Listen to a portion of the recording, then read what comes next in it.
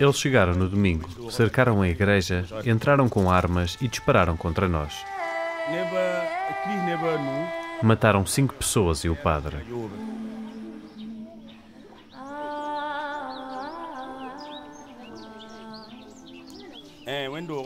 Depois de matarem as pessoas lá dentro, juntaram todas as coisas, bancos, o que estava no altar, colocaram-nas no meio da igreja e incendiaram-nas. Ainda consigo ver os seus rostos. Alguns tinham armas, outros tubos de aço nas mãos. Não sei porque é que fizeram isto. Eles não disseram.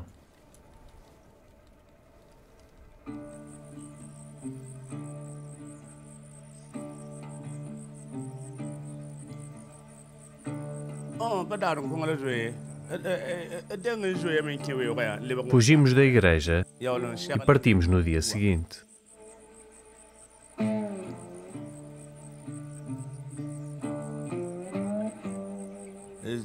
Tivemos de fugir e abandonar todos os nossos pertences, gado, tudo. Tive de deixar 8 vacas e 50 cabras.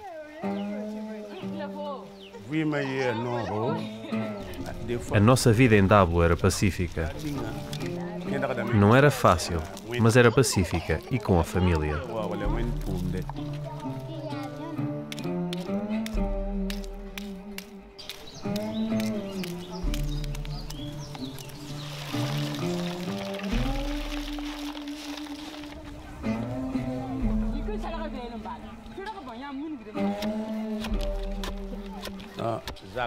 Agora não temos casa nem comida. Aqui não temos terra para cultivar. Por vezes consigo vender algumas bebidas à base de ervas para sustentar a minha família.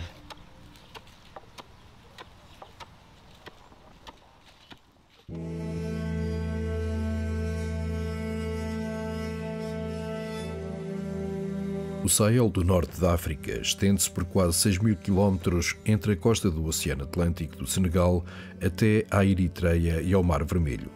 Os seus prados intensamente quentes, estepes e matagais separam o deserto do Saara a norte da savana arborizada do sul. Esta terra vasta e árida é agora uma linha da frente da crise. O colapso da lei e da ordem no pós-primavera árabe provocou pela primeira vez o aumento da militância islâmica na região. Posteriormente, o caos após a queda de Muammar Gaddafi iniciou o fácil acesso às armas. Após a rápida invasão pela Al-Qaeda do norte do Mali no Maghreb Islâmico em 2012, os ataques extremistas cresceram exponencialmente. O Sahel sofreu o maior aumento da atividade de grupos islamitas militantes de qualquer região de África.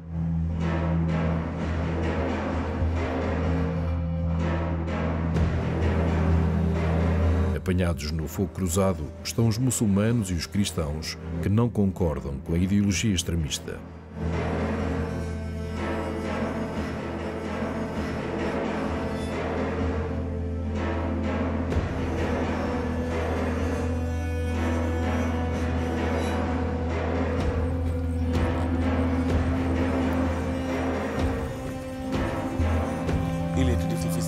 É muito difícil para qualquer pessoa definir exatamente quem são os terroristas no Burkina Faso.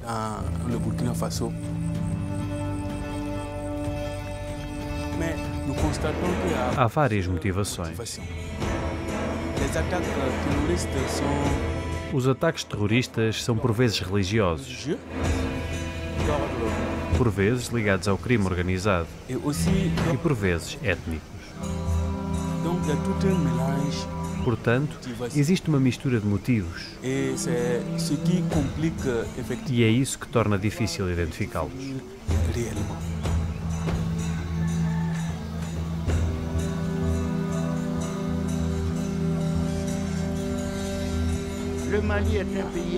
O Mali é um país sem litoral. O Burkina é um país sem litoral. O Níger é um país sem litoral. Estas pessoas estão metidas em 3 países sem litoral.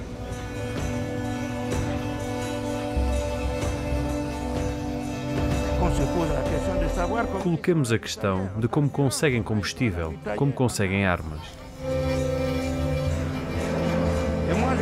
Pessoalmente, gostaria de saber como arranjam dinheiro.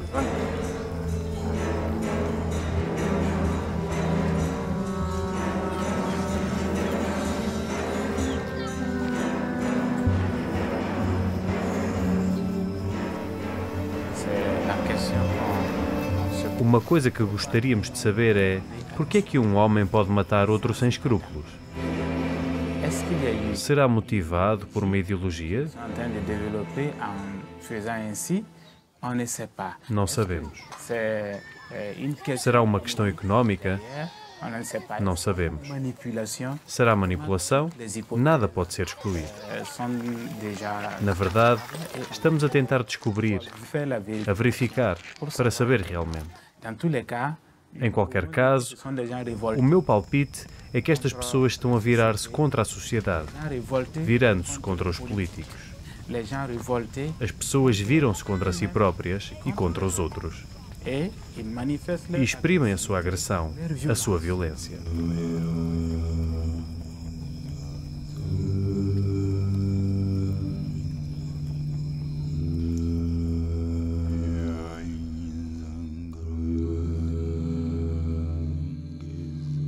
Antes de 2012, apenas um grupo islâmico militante atuava na área. Em 2018, mais de 10 grupos estavam ativos no Mali, Níger e Burkina Faso.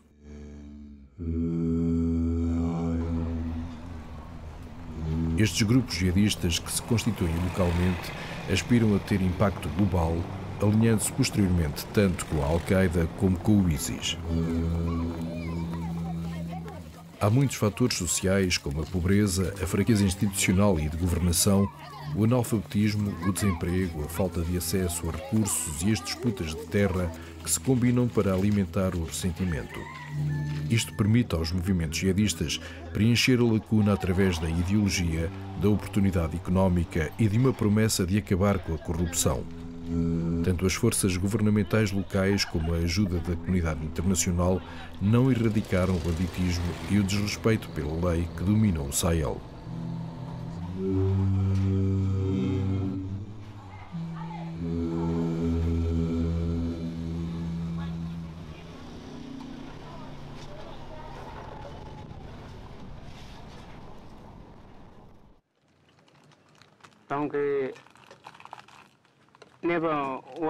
Algumas pessoas vieram para nos atacar. Até um dos meus irmãos foi morto.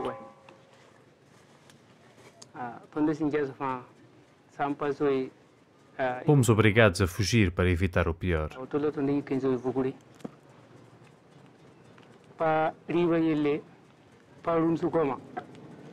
Deixámos as nossas colheitas e o nosso gado para trás. Esta é a razão da nossa deslocação.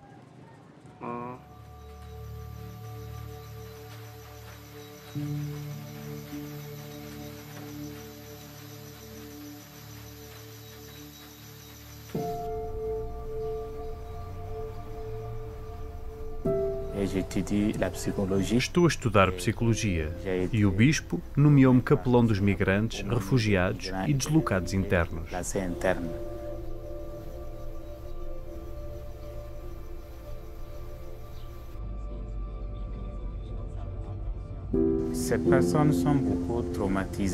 Estas pessoas estão muito traumatizadas. Não só porque nunca tinham visto antes este tipo de ataques, mas também porque testemunharam o assassinato ou o rapto dos seus entes queridos. Agarraram neles e degolaram-nos à sua frente.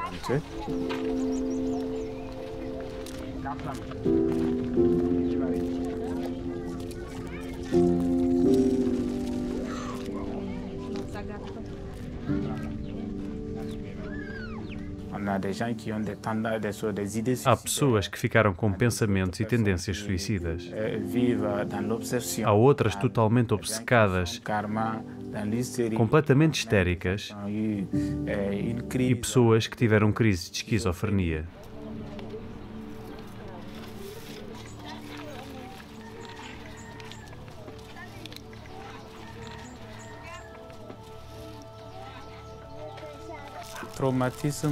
O trauma afeta todos.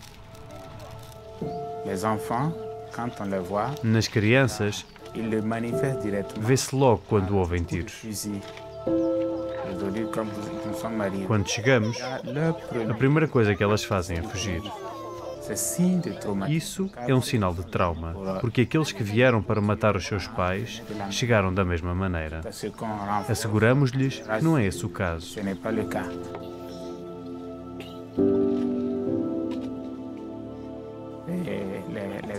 Mesmo os homens, todos ficam traumatizados com estes acontecimentos, com a insegurança.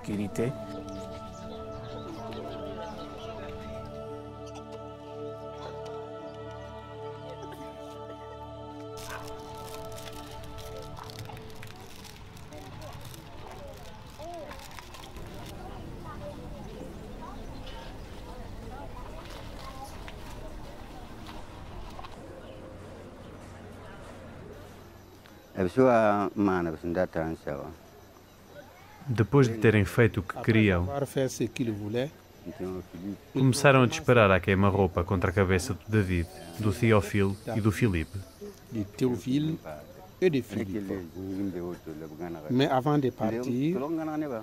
E antes de saírem, regaram a loja com gasolina e incendiaram-na. Quando se foram embora, a minha mulher foi a primeira a sair do seu esconderijo. Vimos que até os sapatos das vítimas estavam queimados. Levámo-las e enterrámo-las.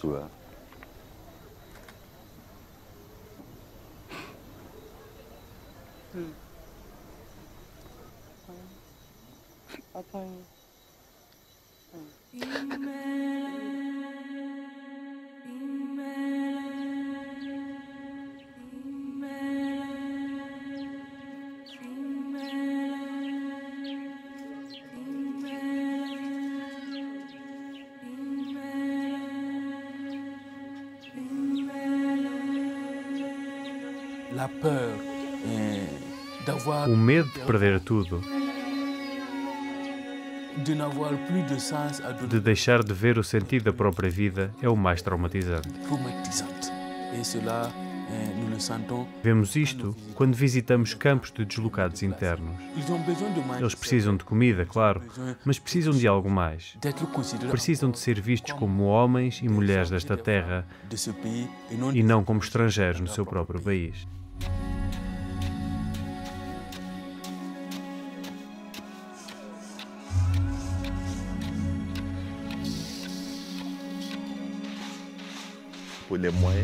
Não podemos dar casas a todos, nem alimentar todos. Mas a nossa solidariedade humana, a nossa abordagem humana é a nossa força. Quando fogem, os deslocados precisam de alguém que lhes mostre algum calor humano. E é aí que lhes mostro que a Igreja não os esquece.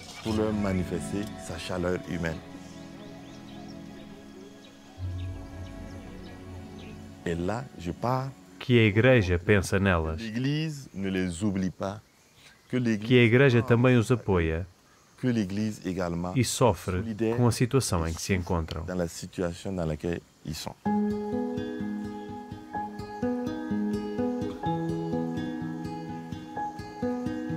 A maioria das pessoas deslocadas são muçulmanas, porque, de facto, no Norte há muito mais muçulmanos.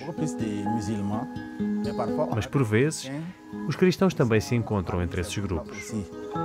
Existem vários grupos terroristas e, muitas vezes, alguns grupos são fundamentalmente contra a religião. E essas pessoas, na realidade, atacam os cristãos.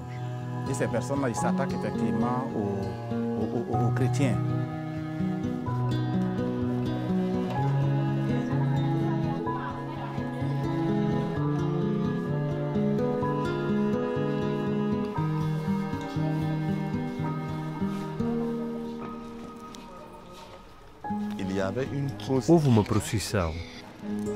E quando viram que os católicos estavam envolvidos, rapidamente pensaram em atacá-los. Retiraram a imagem de Nossa Senhora e partiram-na. Depois, quando os expulsaram, foram-se embora. Era disso que os cristãos estavam a fugir. Depois, voltaram para matar as cabras.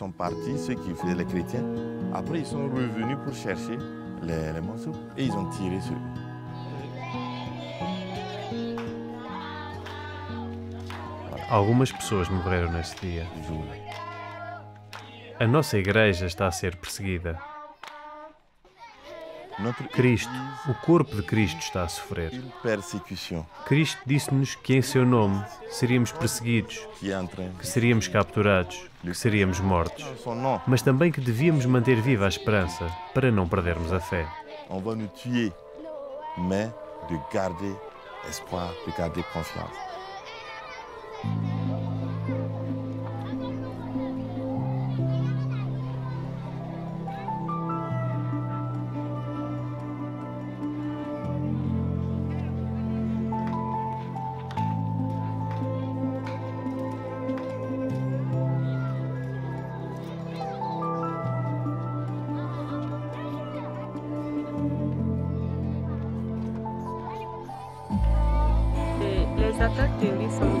Os ataques terroristas afetaram verdadeiramente a Igreja Católica e é evidente desde os primeiros ataques que os cristãos tinham mesmo medo de vir à igreja.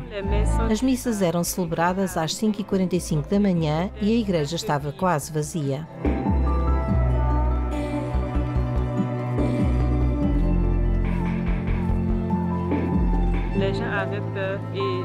As pessoas estavam assustadas. E se vissem alguém que não conheciam, por assim dizer, ficavam mesmo assustadas e isso era comum a todas. Tivemos aqui muitos casos. Agora, se alguém entra, as pessoas levantam-se e tranquilamente mudam de lugar e verifica-se isto com frequência nesta igreja.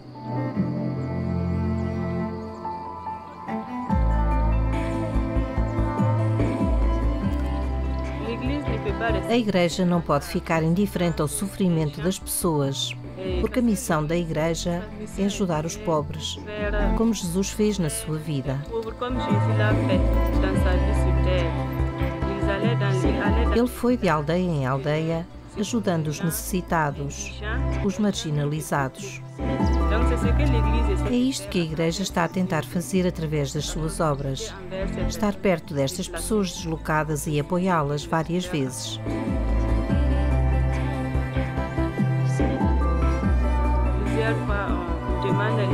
A igreja local pede a quem tem roupas que já não usa ou que pode dar alimentos ou outros bens que apoie estas pessoas.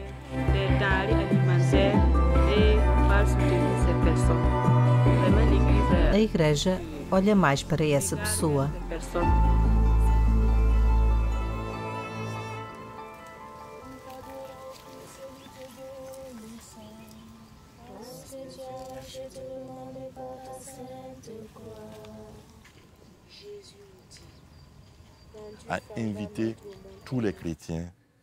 Convidamos todos os cristãos da Diocese a rezar regularmente pela paz, pelos deslocados e também a dar donativos.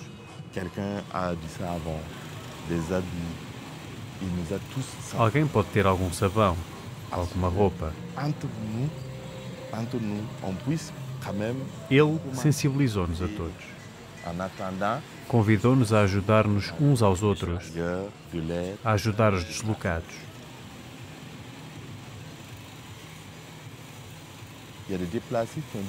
Algumas pessoas deslocadas disseram que não voltariam para casa. Já não regressarão a casa, mas não têm meios para construir uma casa onde viver permanentemente. Mas se todos os anos lhes dermos os meios, as ferramentas, aí onde estão, terão a oportunidade de cultivar ou aprender algumas atividades.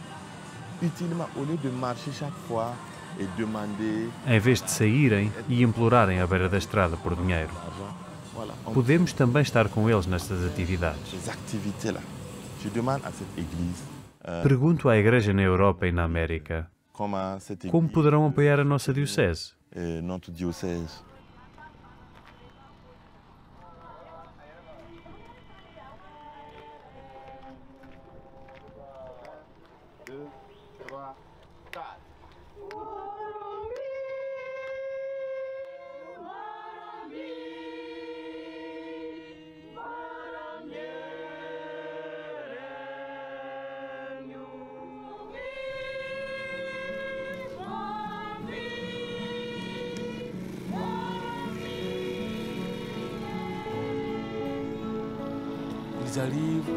Chegam sem um tostão, sem nada. A comunidade cristã organizar-se-á para lhes dar algo para comer e terra para viver.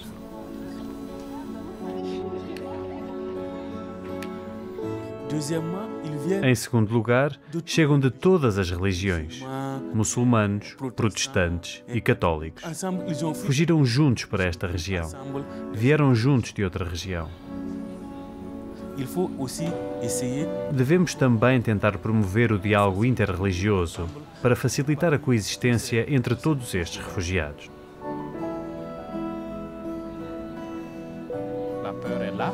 O medo é palpável, mas também temos esperança.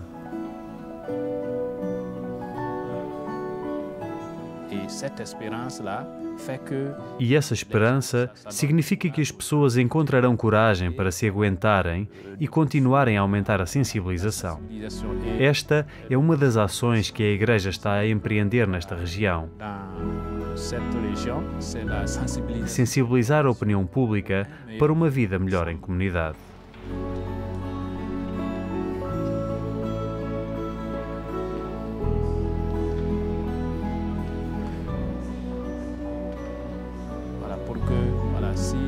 Se as pessoas se compreenderem umas às outras, se olharem como irmãos e irmãs, penso que a desconfiança diminuirá e poderemos trabalhar em conjunto para que não haja colaboração com terroristas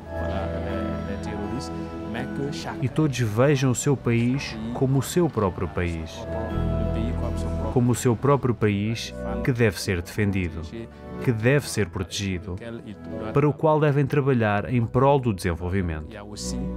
As pessoas também devem estar conscientes da necessidade da coesão social.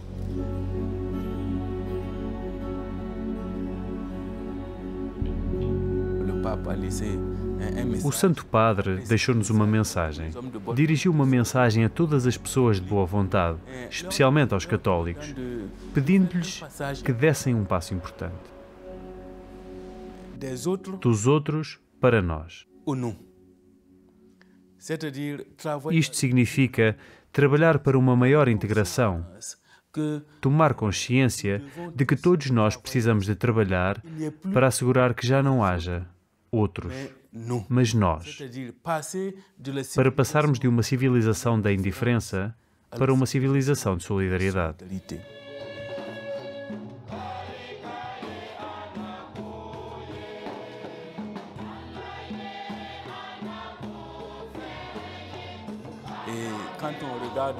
Quando olhamos para a história, todas as guerras, mesmo as grandes guerras, terminaram com o diálogo. Cristo disse para não lutarmos mais com a espada, nem morrermos pela espada. Devemos ter a coragem de nos sentar e olhar para o outro, mesmo que ele não goste de mim ou me considere um inimigo.